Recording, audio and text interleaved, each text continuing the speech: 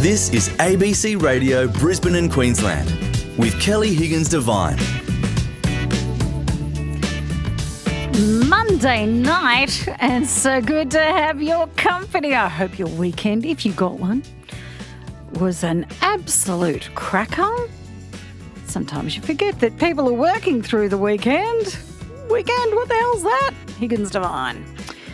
Anyhow, good to have your company, and kicking off with What Do You Reckon tonight, and a great conversation coming up about artificial intelligence. And one of my reckoners has been watching AI for quite a while now, and he's pretty excited by it.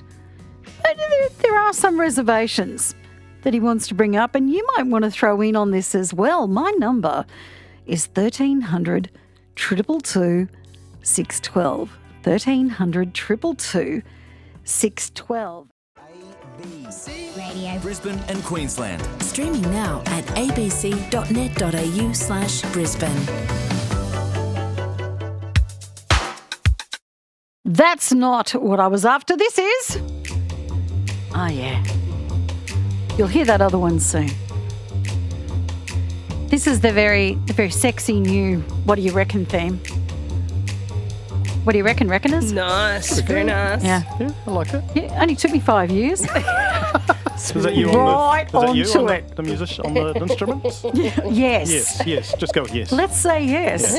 Prove me wrong. That works. Yeah. Indeed, this is What Do You Reckon, where we have a great time discussing pretty much just whatever comes to mind. And tonight, we're going to have a bit of a chat about artificial intelligence. First day back to school, and there's been a lot of talk prior to this day about whether or not schools, universities would allow the students to use artificial intelligence, because much of it is so smart now, they can pretty much write their essays for them. Oh my God, can you imagine? Every one of us who went to school prior to this is like, I would never have used it. It's like, oh my God, I'd have been onto that so hard and so fast. Let's say hello to our reckoners tonight. Good evening, Ben Slater.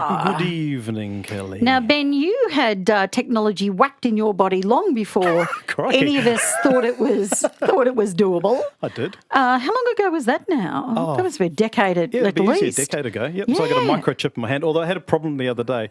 You can write data to it, and I've forgotten the password to the microchip in my hand, so I don't know how to write data to it anymore. Right. Yeah, so it broke So if somebody hacks that, off. well, just the chip. Yes, They don't okay, have to- right, yeah. Do you have to hack your hand off Yeah, firstly? Yes, basically, it's yeah, gone. yeah. It's off. Yes. That's a bit of a problem. It is. It still allows me to open the front door, so I can still tap my hand on the door and open up the door. But I can't change. That's about it. If my email or my credit card, my contact information saved in my hand, so Yeah. I can tap it on the phone and pass it over. But now, if I change my email address, I can't change it. So I'm going to have it surgically removed and implanted with a better one. But 10 years later, I can have LEDs under my skin and all kinds of cool stuff. That's exactly right. Yeah, so it's an upgrade. No way. Nance Haxton, the Wandering Journo, is also with us. Hello. Hello, Kelly. Good to be back. Have you ever thought, you know what? I needs to have me some tech under my skin. Do I need my own fireworks in my body? No. It has not crossed my mind, but it's a very cool idea. It is a very cool idea. Now, Ben, AI is particularly interesting at the moment because I think it has now reached a point where the average person can use it and easily, and that is what's sort of making it newsworthy, so to speak. Now, what do you understand? What is AI first for artificial intelligence? Because we've heard for a long time, it's going to take over the world. It'll be like Terminator. You know, Judgment Day. It'll just be bombs and getting rid of humans because we're all terrible and, maybe we deserve it. Yeah, probably. But how will AI work for us? Well, I think the key to this is there's been a profound change in like you said, in accessibility to AI. So AI has always been a thing for scientists and that kind of tech nerds and all the rest. And suddenly with the advent of what's called ChatGPT, which is the one that's just making the news, you can sign up for free. You can ask it a question, it's going to give you an answer, and it's going to do it in such a way which is feels like a human giving you an answer, which is the difference. We've come from a point of it being around research, and suddenly it's there. You can get access to it. Now, whether or not you choose to believe what it says, that's the next phase, I guess. Yeah. And is that part of the difficulty? For example, there's been a lot of discussion about whether university students will be able to use it and write essays. Probably yes, but it can't use reference material. So, well, at the moment, so the way that they've trained ChatGPT, the OpenAI people have done it, is that they've taken information from various sources. So it doesn't pull data from the internet at the moment. That may be a future thing, and so it takes that information and it condenses it and it does anything you want to it. Yep. But it's not necessarily correct. It only knows what it knows and will expand on that. There's a number of them. ChatGPT is the biggest one. I've been using a number of other models for a number of years in marketing. So I'll put in because that's what I did in marketing. So I'll chuck a sentence in and say, hey, write me a headline for an ad, and it'll come back and it'll give me 10 different versions, and I can iterate on that. But it's that input, output, and then adjustment side of things which people are going to have to learn. That's the how trick. to ask it the right question to get the answer you want. Exactly right. And that's the same thing when people were learning about Google. You needed to learn to ask the right questions of Google to filter through the information. The challenge, I think, here is that because it's presented in, like I say, in a way that conversationally, we accept that a lot more than we would if it was just a sentence or data. Instead of say, hi, Ben, here's the information you want. Does that help? So there's a different sort of switch that goes on in the brain. But when it comes to the way students are using it, we're just going to have to train them to use the tools. It's an arms race, with regard to professors or even kids. Like I've got our 8-year-old using these sorts of tools for doing things, for learning. What sort of things? And how do they utilise it? Because if your 8-year-old's doing it, then other 8-year-olds are doing it. Absolutely. And they're telling their friends who are 8 years old how to use it. So before you know it, it's right around the class. It's right around the school ground. Let's take as a study buddy. So you've got a study buddy scenario. So you've been given homework to solve a maths equation. A real simple maths equation for most of us. Sure, you can get out a calculator and do it, but it's not necessarily teaching the process of how that equation is solved. So you can ask ChatGPT or other ones and say, I have a question, please explain to me how you get to the answer. And it's going to come back to you in a conversational way, the way that a teacher would explain it to you. But it's 24 hours a day, 7 days a week. Or explain adjectives or pronouns or put this in a sentence or whatever. So I think it's an absolutely phenomenally positive turning point in humanity. It really is. And we just need to be able to harness it positively. Yeah. Now, see, my child is out of school, so for me, it's like interesting. Your problem. But Nance Haxton. And my 12-year-old too. Yeah. So how do you, is this something that you see your 12-year-old eventually bringing to you or the school bringing up with parents if they haven't already? He hasn't talked about it yet, but then, I don't know, maybe it hasn't made it onto YouTube yet. When it does, he'll come back and tell me all about it. But, once it's on TikTok, then you're done. It's already there. Already, of course it is. But, yeah, I have some concerns. I just kind of think it's interesting how it evolves, but, culturally, and we were talking about this too, Australian-specific kind of aspects to it, I just don't think are quite there. This might develop, but it just, in an Australian context and in any specific cultural context, I just wonder where that falls down and how specific it can be. And, are we really taking away people's, ability to create their own intellectual property? I don't know. Or is it adding to that? It's an interesting philosophical question. Well, the intellectual property thing's really interesting because you've got the image generation tools, which have probably been more popular from a creative perspective. So you've got artists who are now suing those companies to say, you've taken what is my IP and allowing people to generate artwork which is based on what I do without my permission. It's a huge philosophical and creative art, situation with me on. Especially with styles of art. Now, ABC Radio Brisbane and Queensland. This is What Do You Reckon? We're with Kelly Higgins-Devine tonight. Joining me, my reckoners, Ben Slater and Nance Haxton. We're just talking about artificial intelligence and how it's being used, how our kids may use it in the future, and they will use it in the future. Like it will become part of their lives. So you may as well jump on board now and learn all about it, because it's like shaking your fist at cars back when people still had a horse and cart. It truly is. Or when DVDs came out, and went, no, we don't need that. Or when CDs became available, we all had vinyl. We do again. We do again. Yes. This is it. So with this then, you did up a YouTube video, Ben. Tell us what you did and how it worked out. So I'm a massive Jimi Hendrix fan, to the point that I've sat on his grave with my wife and listened to his music and all the rest. So I took what my favourite lyrics I have really mixed feelings about That's that. But amazing. anyway, Wow. It was a I cool think experience. It's kind of great, but also really Spiritual. sitting on someone's grave. Spiritual experience. Oh, okay. But I took my favourite lyrics and put it into an image generator. Yep. With just the lyrics, no prompt saying this is a Jimi Hendrix song, whatever. And like you say, the images that came back were so ethereally beautiful, and a direct. I guess it was what I was seeing in my head, which was kind of scary. Yeah. And they're pretty avant-garde sort of lyrics, envy being green and things like and all the rest. So it was that was an experience. It looked like the AI had been on a bit of weed as well. Oh, absolutely. At the time. Yep. Surprisingly enough. AI seems to do goth and ethereal very well. It does. I'm not sure about other things. Like I suppose it would depend what we fed into it. Yes. Like if you were to feed a whole lot of Indigenous art into it, Yes. it would pop out, I imagine, if you said, give me, or is that different? Because it taps into a different cultural experience. Well, it's what you're saying is it's the input that makes the difference. So if we go back to the education piece, there are tools available. It's an arms race, but there are tools available which can look at text and go, that's probably generated by AI. But imagine if, and this won't be too far away, if you could have the AI scrape all of your own personal communications from every facility and say, now write an essay on whatever in my style.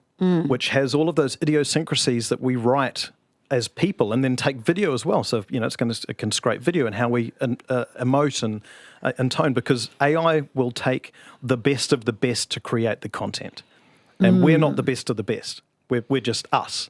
Yep. So that's the next evolution. Is exactly that: is taking the personal inputs and turning it into something which is personal as opposed to generic. Scary.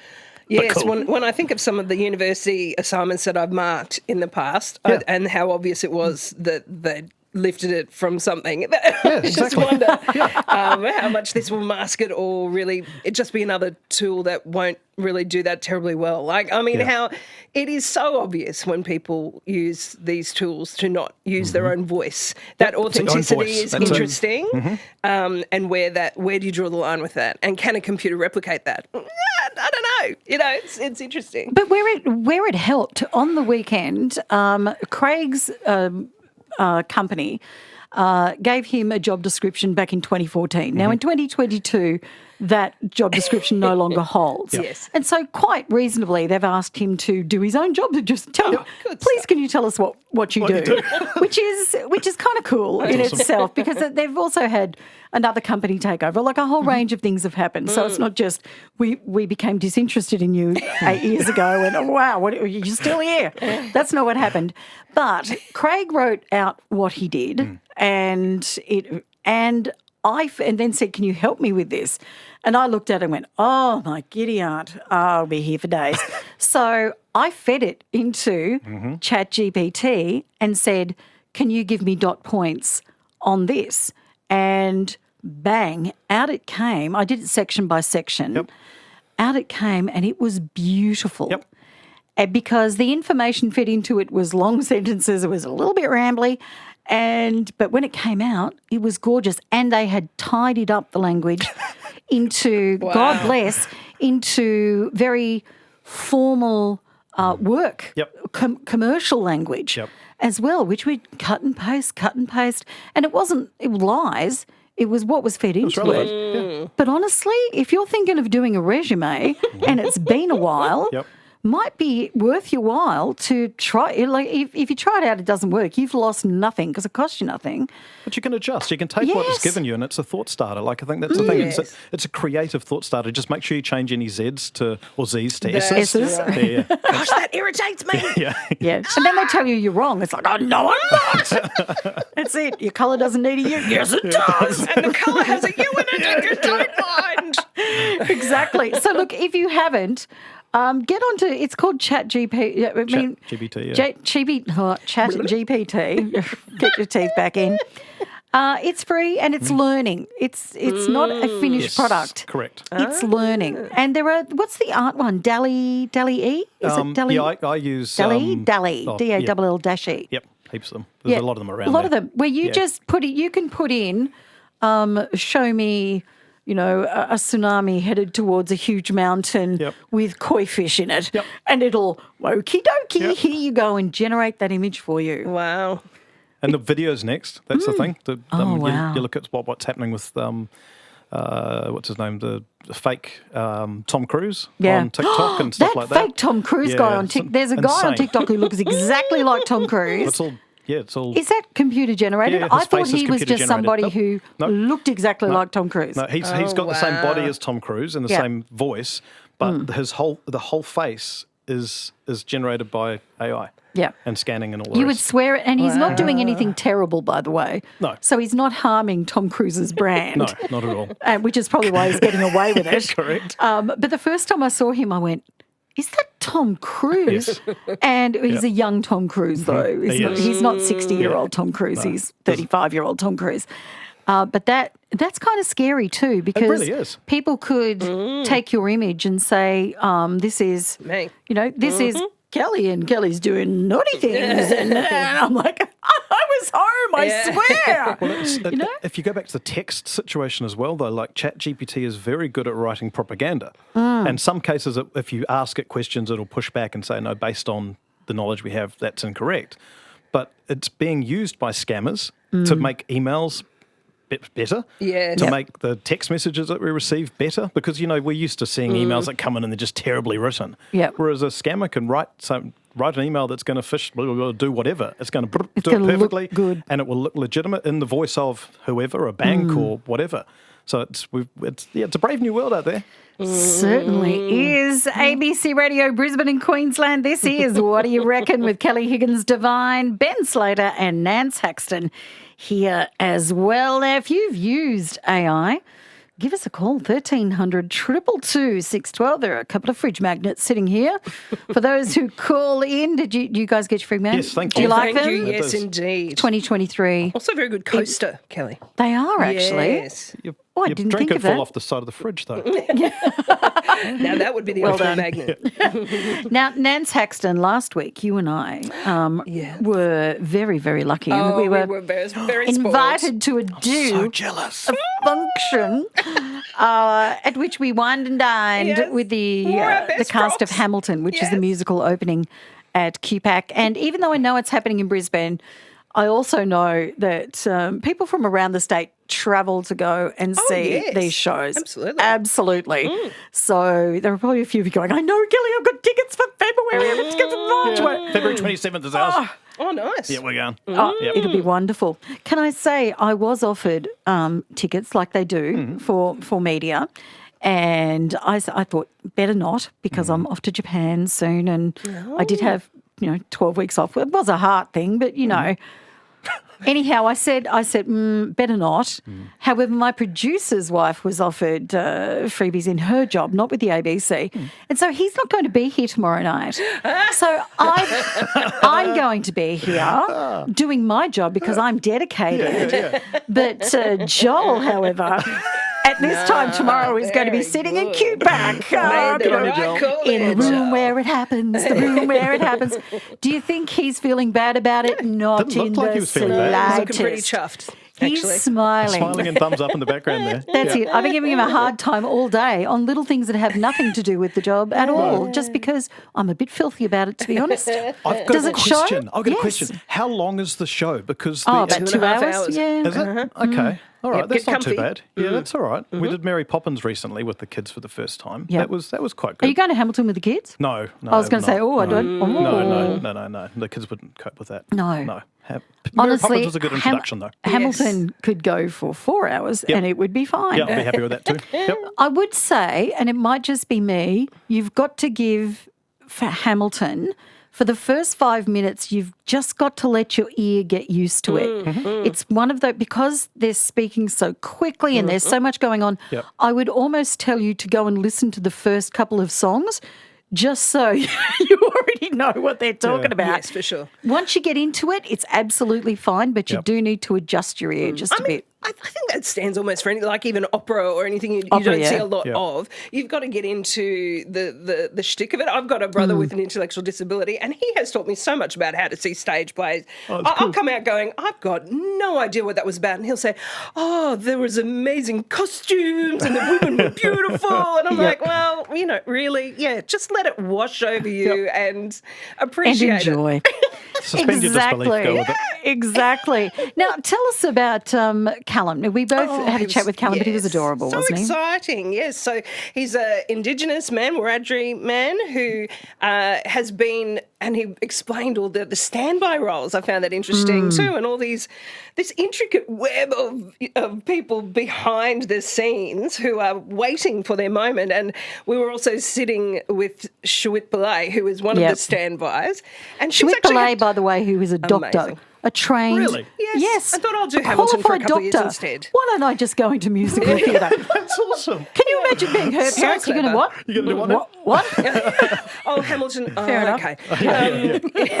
But yes, and she's had to come on halfway through if somebody's got sick or so they basically know the entire show. So he has been a standby for a couple of years and has actually been an understudy for Hamilton. But now with all of that, he's proven himself and he's been given the lead role of Aaron Burr. So exciting. And just to be able to really embody that. And I just found it really interesting how he's bringing his First Nations perspective to that storytelling too, Kelly. And even though in some ways it's a very American story, but he really explains that quite well, that the Australian perspective on that is actually really strong. And King George, it's the same King George who came and organised us to be colonised as well. And all this is happening.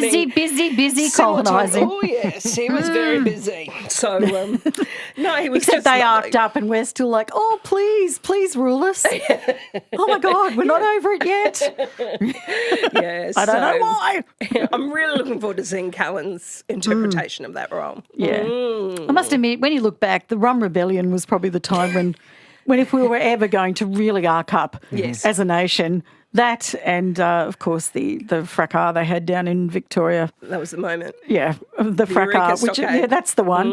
I could not think of the I could see the flag and not think of the word. Yeah, they were the two where we probably could have separated as a nation, but Didn't happen. just couldn't get over it. No, still dips in our lid, aren't we? So, yeah. Is the historical situations like this going to be the next sort of trend in musical theatre? Is that what's happening? I don't know because nothing else has come up. Right. I think it would be a very. It's the trend seems to be movies. Yep. Movies into musicals, Legally Blonde, all those kind of things, or Disney. Disney, yep. I'm kind of over that. I didn't make it to Frozen. My wife and my daughter went. But I Did love not. Frozen, to be You did? honest. Yeah, yeah. I Okay, I didn't take make it back. there. Love Frozen, Yeah. but I haven't yet seen. I saw Six, which is on at the moment. The one about amazing. Henry VIII's Six I Wives. interviewed Vidya for my Have you podcast. not heard of She's it? Yeah, I just have. Awesome. I heard the word six, but I didn't know it was about Henry VIII's six wives. Oh, so No, I great. didn't. Really? Such a great Okay. concept. Let's With do your one. accent, are you saying six? Six. Half a dozen, sorry. Thank you. Sorry. It's not called. Yeah. Mate. Sucks. What's a new stage show called Half a Dozen? And it is Henry brilliant. VIII's But I suppose that's historical. doing a but rock it's- concert, basically. It's such a great show. Yeah. Oh, cool. I have to lock it in. Yeah. We're doing Moulin Rouge as well. That's yes. We're going to that. That should be good. So there's a bit of that. See, that's Yeah. movie. I think too because there's so much money involved now with putting on anything that you have to kind of know you're on a winner. Yeah. Yes. So well, if you- I think that's why the Six and those smaller musicals are are sort of getting a bit more run now because it's a smaller ensemble, they have a band on stage, but isn't it interesting that those historical ones are the ones I think that have got more traction? You know, Six has gone all around the world, so obviously Hamilton has as well. I think in some ways they've captured that public imagination in a musical sense more because it's so fresh. Wasn't Hamilton supposed to be small at the beginning? Wasn't it off Broadway and supposed to be a small little thing, and suddenly it went boom? Yes, I think the history of it. Lin-Manuel Miranda. But I think people were absolutely just. You just want something new. Like there's nothing wrong with Gilbert and Sullivan, except that it's now completely irrelevant. But My Fair Lady.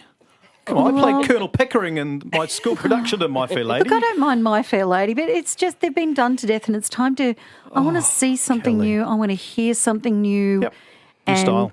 And it's time to actually start embracing the new and to let that generation of performers actually sing about their.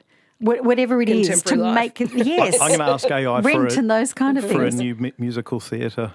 Okay, idea. do Let's it. Can you that. do it now? Yeah, I'll do it now. Okay, now Ben Slater is putting into ChatGPT because you can ask it to create ideas for you. Musical. Okay, so what are you asking it to do, Ben? I just saying, give me some ideas for a new musical that has global appeal. All right. We'll do that and see what it comes back with. Okay. You chat amongst yourselves. It should only take a couple of seconds, but I love this. So it's on ChatGPT. ChatGPT. What does it come back with? It tells me to reload the page because it's timed out. Reload the page. Actually, I like that idea for a musical. Reload the page. Yeah, exactly. Don't read Because the comments.